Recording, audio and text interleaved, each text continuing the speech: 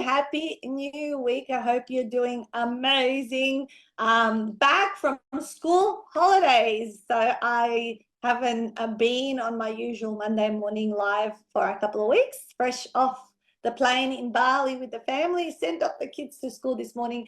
And I thought, quite a few of our authors were busy to do an interview with me today. And I thought, well, hang on a second. One of my amazing team members, Julie Fisher, has just released her fourth book called Big School. Show us the book, Jules. There we go.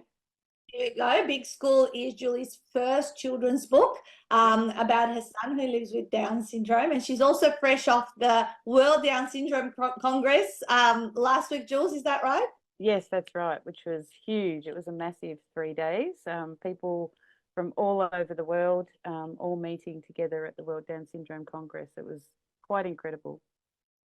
I know, and I was seeing all the photos, and I just want to remind everyone of your first three books that you've brought out into the world, which is the first one was The Unexpected Journey, and you can see Darcy's little there. He's probably only about 14 or 15, and then he's a bit bigger here in The Magic of Inclusion, and then you did a collaborative book with other mums who have children that live with Down syndrome, From the Hearts of Mums, and of course then Big School was the children's book. Do you want to maybe share a little bit about the passion behind Big School? And also we're here to talk about using AI to create children's book illustrations, because sometimes people, that's one thing that holds them back. And with my daughter Zara, who I helped her actually learn how to use AI, and by using AI, the illustrations in this book were created, and the book was brought out so fast. I mean, with you also, how long did it take? Like literally 4 weeks? Something like that, yeah. It was very quick, very, very quick, because the book was all written and it had been edited, and so it was pretty much just straight to layout as soon as I got the illustrations done. But I just thought I'd show that's what Darcy looks like now. He's a big 18-year-old now, so but the book Big School was actually written 10 years ago, Nat, and I met you 6 years ago and wrote my first book 5 years ago. So, you know, I'd written it and had been sitting on my computer for all that time, because one thing, I wasn't really sure of the type of illustrations I wanted, and I just knew that I wanted, I don't know, just a particular look about them. And, you know, the years just sort of go by, and then I met you and started writing all my other books, and all of that sort of took precedence. And then when you did the book with Zara, it ignited a little light bulb moment in my brain, and I thought, well, wow, I'm going to check this out and see what I can produce. And I was really, really happy with what I produced for the book. And so I did all the illustrations and then sent it all in to Velen. So yeah, amazing. And this is one thing that always, what was the thing holding you back from publishing this on? Was it the fact that illustrations can take ages to go back and forward with a proper illustrator? Yeah, it was that, and I was worried about the cost of an illustrator as well, because I know that they can be quite costly, especially, you know, depending on the type of illustration that you wanted. And, you know, I did want my character to look like he had Down syndrome as well, even just a little bit. And so I just sort of, that was a blocker for me, and it just sort of got pushed to the back of my mind, and everything else that started to happen was in the forefront. So, yeah. Same here. Like I know I've done children's books for my other two children with proper illustrators. For me, it was more the tedious back and forward, and it's like, yes, you know, you have more control and you can change and tweak little things more than you can. AI is not as yet quite as advanced as it was going to become, but it's way better than doing it yourself, right? Or even having to go away. So I can share a little bit about how I found it. Like I actually trained my daughters how to do them up, and they sat there for a couple of days, like putting prompts in to get the different illustrations. So it wasn't like super quick where you just put a prompt in and you just spits out an illustration exactly the way you love it. You had to have a few different goes with the wording to get the thing. Was that your experience as well? Yes. I spent probably a whole day on it, but I had a free day at home. It was a very rare free day one Sunday, and Darcy was out Yeah. with some support workers, and I thought, all right, I'm not going to do anything else. I'm just going to start playing with Canva for these illustrations. And yeah, it took me a whole day to make 15 illustrations. Yeah. And some of them came up quite quickly after about 4 prompts, but others I had to keep going and going and going Oh, until I got what I wanted. Yeah. oh yes, sometimes we left some to the side and thought, nah, leave these, come back to them later. They're too hard to figure Yeah. out. And then come back to them. And yeah, we did about the cover. Yes. And then of course about 12 inside. Some of the embellishments are from the design, but Yeah. show me some of yours. Yeah. Like these a couple of hours here with the snow and what the story was happening. Yeah, beautiful. And there. Um, And yours fill oh, the whole page, don't you? yes. Yeah. I've got it on the whole page and then the text on the side because it's not a Yeah, huge whereas story. we did, So yeah. I And think we it's helpful. included what we put in the back of our book was also the real life stuff. So there was the illustrations, but then at the end was like, because the story was based on something that happened in real life, we put those attached to the story. But yours is for a younger age group, is that right? That's right. Primary school. It would suit all primary school kids, but I've had lots of older, people sort of telling me how much they enjoy the story as well. And I did sort of Yeah. copy you guys. I did actually put real photos in the Ah, back as well. perfect. Yeah, Yeah, because that was his actual first day of big school. So I yeah, thought that would be a nice touch, and I loved the way that you did that because it was a real story. So yeah, yeah.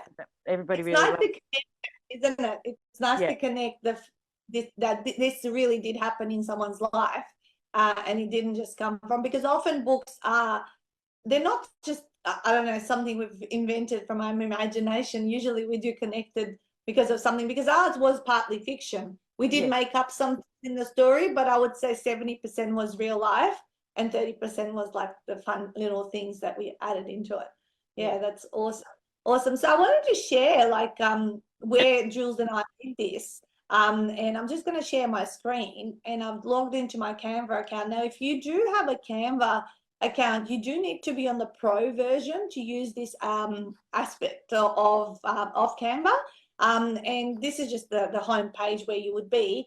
And I basically go in to create a design, and it can be anything. Like obviously you can select your sizing. That's really important that you need to select. I'll just do Facebook because I don't really have, I'm not going to do it properly, but it's going to take us through obviously to our working place. And then if you go into the magic media section right there, it comes up into images, graphics, and videos. And what Jules and I use, and this was a tip that I was given by Rebecca Flint at one of the conferences that I went to prior to this. She was the one that actually made me aware I can do this. And had a bit of a play with me back then. And so the dreamy style of illustrations is what we have found to look the nicest. And that's where you put in the prompts. yeah. So look, let's have a play, Jules. What should we Okay. say that creates? Oh goodness, I don't know. Maybe a man and woman in love on the beach with a sunset in the background. I'm gonna do Yeah, that. I All love it. right. And then it's gonna work as you can see here, the little bar, and in a moment it'll give us 4 options. And then, look, they might be exactly what you want. Now I didn't describe, there we go, we've got some bits and pieces there, but we didn't describe like age, gender, race, all that kind of stuff. And so it may not give us what we want, right? But let's just kind of pick this one, and we'll go across to this side here. And I think it's a pretty one. Yeah, it is. But yeah, you could go woman with short hair, and this is what we were struggling with the girls, is like, because the 2 girls have long brown hair, so every time we had to prompt, it was like long brown hair. There's a couple of here that I've got 2 girls this age and that age and long brown hair and all this sort of stuff that we had to do. And like you had to like keep tweaking your words to get what you wanted. right? Did you find the same? Yes, I did. So my character has glasses, and there were a couple of images that I had to change. And every time I put it in, I'd say, you know, I used to have to put boy with Down syndrome, dark hair, blue top, blue shorts, mum with glasses, right? And then it would start giving him glasses as well.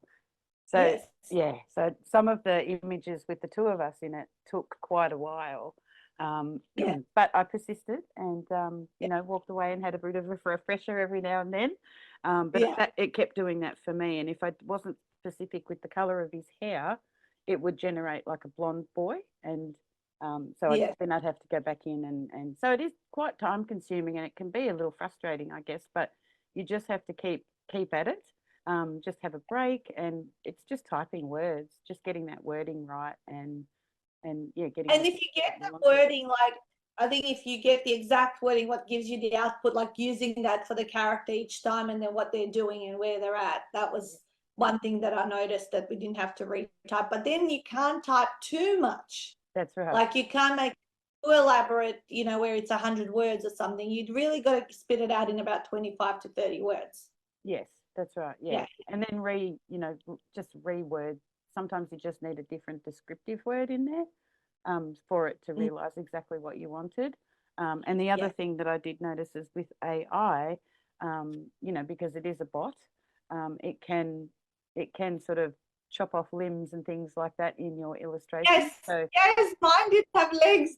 And that's actually what I was going to mention is I then went to my illustrator or graphic designer that helps me, and I submitted the images that had a couple of incomplete things, like even some of the eyes looked weird. Yes. And so I got my designer to just make those final finishing touches. It was very, very fast. The tweak done. So that's something that anyone that's trying this, you might notice, because yes, I had the girls running down the bus. I'll see if I can find that picture. And the one looked like it didn't have like a leg. This one's the walking one.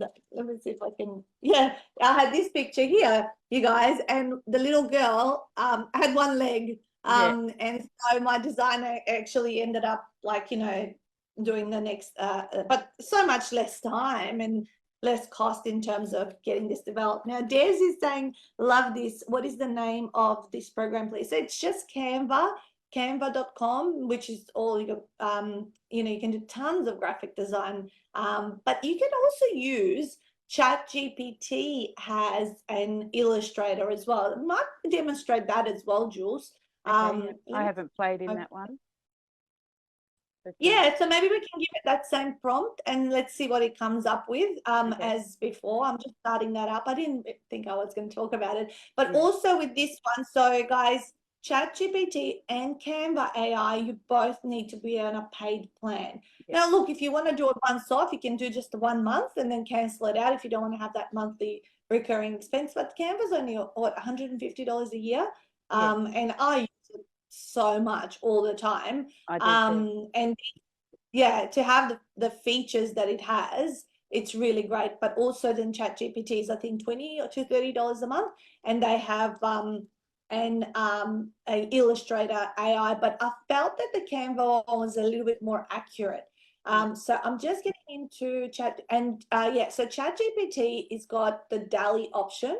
So let's look in here. So this is DALL-E when you have the paid one. So you would click on there. And let's get rid of that one.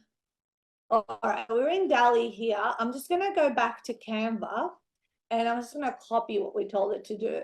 Yeah. All right, let's do that so we don't have to retype it. And then we're going to paste it in here. All righty, and it's going to do a similar thing where it's like working, and it'll give us an illustration there as well. But yeah, there we go. That's a little bit different, but again, so this one is coming through a little bit more real lifey. This one's more that dreamy style, as we said here. But you can go into like watercolor. I don't know. We go regenerate again. Yeah, you do. You go generate again. I had to play with all the different ones as well, but I liked the dreamy one the best. yeah, it kind of looks the smoothest, I think. I think so. Here, color, as we can see, yeah, not. I mean, some people will like this output. I'm not saying that they wouldn't. But let's have a look at it bigger on the screen. It's kind of, yeah, it looks like one of those pictures that people drew in caves. Yes. Yeah, but these ones are not bad. Like this one's more, yeah, taller, More more like a realistic drawing. almost. It's more like a drawing, this Yeah. one. Yeah. So those are kind of two options that I've played with. You can even what we found, if you can do a mock-up cover for your book, give me a 3D mock-up cover with this on the image. This is the title, this is the tagline. But one thing I do notice, it puts in a lot of obvious mistakes in like spelling. Yeah. So you cannot use this as a real mock-up cover kind of thing creator. You can do something, maybe something that you can play around with and pass on to a proper designer. But look, these are all just helpful assistive tools. I don't think they can do the full job fully and completely. As I said, I had little tweaks. Did you make any little tweaks to yours? I With just had to I had to regenerate some of the images because the faces, like, Darcy's in a classroom in some of them. yeah, Like this is one that I had to regenerate because the background kids, their faces were quite strange. So I just played with it a few times and ended up getting one where they're sort of looking down and you can't see them. And there was another one where he's in the classroom. This one I had to regenerate. So I just kept playing until they were okay. But most people focus on the main character in this book.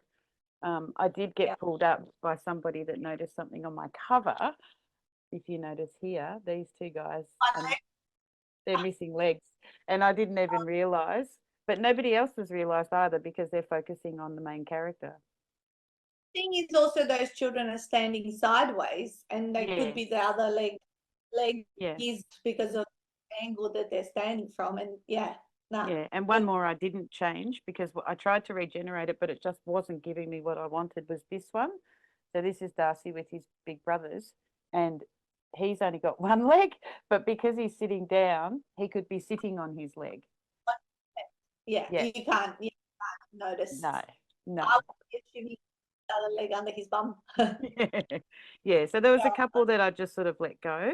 I did not realize about the cover until it was way too late, but that's okay. Nobody else has noticed, and everybody, as I said, is focusing on the main character anyhow. So, The thing is, sometimes, yeah, yeah, with print on demand though, you could make those adjustments. Nick, our designer, can help you make them and then re-upload and off it goes yeah, again. So it's not about I guess the message here, it's not about perfectionism, it's about progress. You have a dream, and a lot of people out there do have a children's book. I don't know what it is every human being I think has, and I think that's to do with the fact that children enjoy books like yes, this when they're little, stories and something you might want to capture from your own life of what happened. And often when we do talk to our aspiring authors, the stories that they bring that are children's books is something they did with their children when they were little, or something they used to teach them or read to them or talk to them about stories that they created. So I think it's a wonderful way that you can fast track the process. Of yeah, course, there uh, an official illustrator is going to do a more perfect, amazing job, but that's right.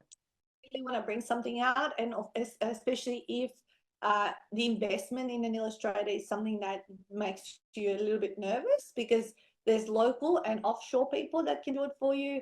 Again, the output is different, the prices can vary, but this is a way to, we wanted to just honor our story of what happened at our trip, in Japan, while it was all still fresh in our head, and something Yeah, we all bit about snowflakes, and that's why it's called Snowflake Surprise. Yeah, it was just for our family at the end of the day, but we have had a lot of people buy it, and it's now distributed internationally, and it's sitting there, so amazing. So what was your intention, Jules? so this, it actually matches the other books that I've written. So, inclusion and acceptance.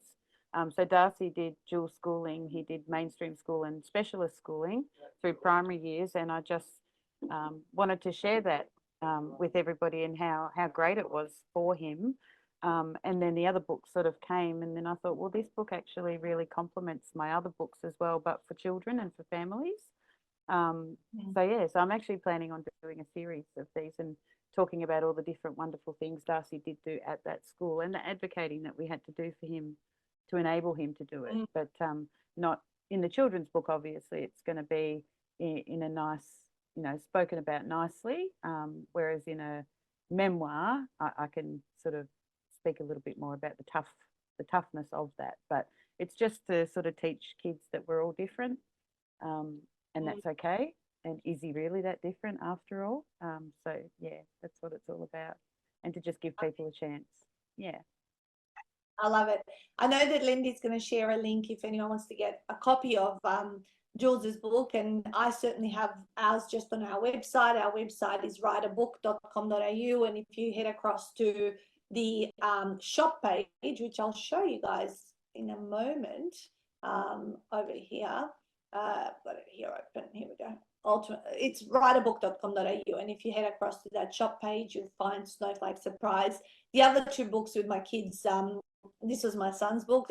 It's black and white illustrations done with a proper illustrator, and then Mika and Elizabeth's Den Air Adventure was also done with a proper as well, but those were color ones for a younger age group. And I know you're getting it up on your website soon, but there is an intermittent link that's being used that will get Lindy to post down. So what would be your advice that you would share with people who would want to do this? Like, what are your top 3 tips about using Canva AI? And then I'll see if I can add some more.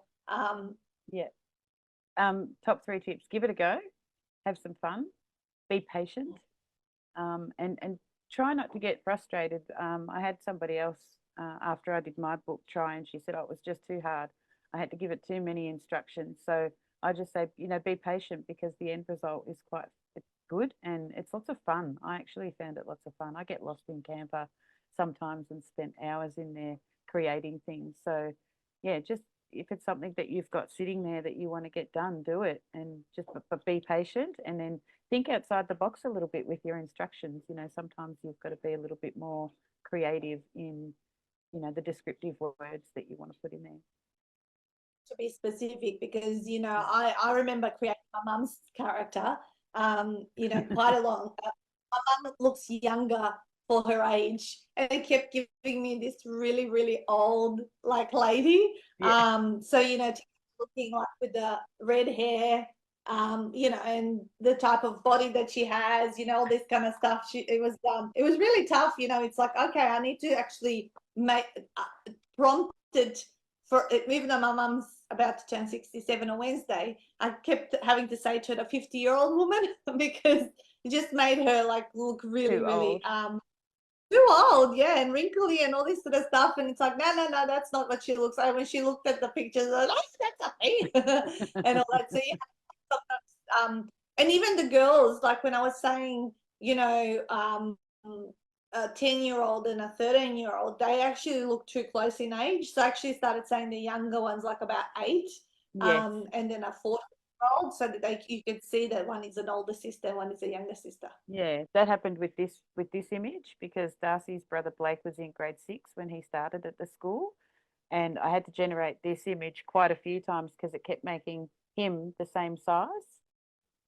So they were the same age, but he was actually 6 years older. So yeah, you do have to, and that's what I mean. It can get frustrating, but stick at it, because once you've got what you want, it's quite, you go, oh yes, I've got it. And once you get a problem that works, keep that description of the character, because the other challenge I would say is, how do you make the character look the same all the way throughout? Because obviously each is a brand new kind of generation. It's not kind of remembering, which is what's hopefully going to improve with AI, is that it's going to remember the facial expressions and the way the character look. But I thought, with giving the similar instructions on each and every time, we got very close to the characters looking consistent. Yours is very consistent, I would say. Yes, it is. Yeah, it did try to put glasses on him in some of the photos. So then I had to sort of add some more descriptions there. I don't know why. Maybe because of the Down syndrome prompt, because a lot of kids with Down syndrome do wear glasses, but the initial image would always have glasses on him. So then I had to regenerate quite a few times until it had no glasses on him, which it wouldn't have mattered. But the first probably half of the first 7 illustrations, there were no glasses, and then all of a sudden it was giving me him with glasses, and so I had to keep going until they took them off. Glasses, no glasses on. Yeah, that's right. No glasses. But yeah, you do have to be quite descriptive. But I really enjoyed it. I had a lot of fun with it because it was something a bit different. You know, it was not sort of, it didn't feel like work. If you want to, like, both you and I brought out both of these books in under a month. Yes. Because, you know, as you said, the content was there, you know, and with Zara's input, like around this, like we knew the story, we all sat down and kind of brainstormed what the whole plot line and things like that were going to be. And then it was like, you know, obviously the writing, but most importantly was the illustrations that had to fit all throughout. And I think it was, yeah, a great little project to just smash out and bring out. And she's so proud of it as well. And she's given it to her teachers, some kids at school, like best friends and things like that. And yeah, she signed her books, like, you know, I taught her how to do like the little signature at the bottom, you know, snow and glow was her little catchphrase down at the bottom. But yeah, it's a trip she'll never forget. And now that it's in a book, it's a legacy for the family, you know. And when she grows up as an adult, imagine reading it to her little kids. You know, so that's kind of the things that you think about. Books are not you know, just about generating money. And you know, I mean, anyway, I'm writing my next book that is all about that, but I'm not going to reveal yet what it's about. So what's your next book? Do you think another one in this series, or was it a bigger one that you were writing, an adult one? The next one is a bigger book. It's called The Adolescent Journey, and it's actually a follow-on to the first book, and originally was book number 2, but it's actually going to be book number 5 now. And then once that's out, I'll do the next big school one as well. But Darcy's also very proud of this book, and he puts his little stamp on there for everybody, which he loves to do. He really enjoys it. I say to him, come on, mate, you got to come and sign some books.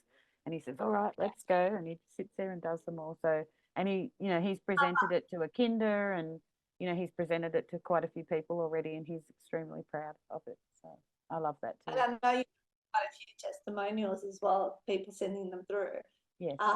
Did you guys take it up to the World Down Syndrome Congress over the last week?